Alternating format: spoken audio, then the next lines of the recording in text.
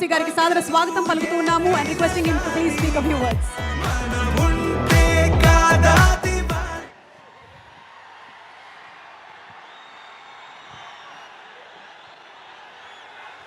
అసలు ప్రపంచంలో ఎవరైతే ఇద్దరి ముందు అసలు నోట్లోంచి మాట రాదో వాళ్ళిద్దరు కింద ఉన్నారు. మీరు అరిస్తే ఇంకా వచ్చేది కూడా రాదు. నాకు అసలు త్రివిక్రమ్ గారి ముందు కానీ తారకన్న ముందు కానీ మాట్లాడాలంటే భయం. కొంచెం మీరు నాకు కొంచెం సపోర్ట్ చేసి అరవకుండా ఉంటే నేను.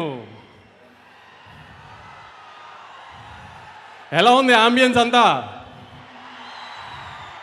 అన్నని హిందీ సినిమాకి తీసుకెళ్తున్నట్టు లేదు కదా, హృతిక్ గారిని తెలుగు సినిమాకి తీసుకొచ్చినట్టు ఉంది కదా. రేపు సినిమా కూడా అలానే ఉంటుంది. ఎవరైనా హిందీ డబ్బింగ్ సినిమానా ఇది అది అంటే ఇదే చెప్పండి.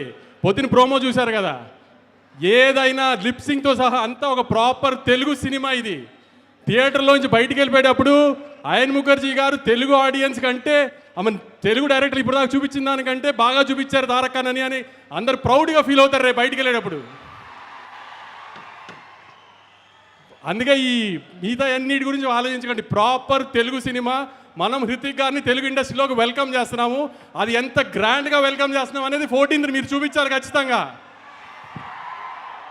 సెప్టెంబర్ 27వ తారీఖున లాస్ట్ ఇయర్ దేవరాకి ఎంత ప్రేమ చూపించామో దానికి 10 చూపించాలి. అన్న పవర్ ఇండియా అంతా తెలియాలంటే మీరు సెప్టెంబర్ 27 కంటే 10 చూపించాలి. గుర్తుపెట్టుకోండి. హిందీ బాక్స్ ఆఫీస్ నెట్ ఎంత వేస్తుందో దానికంటే ₹1 మనం నెట్ ఎక్కువ పెట్టాలి ఆ రోజున.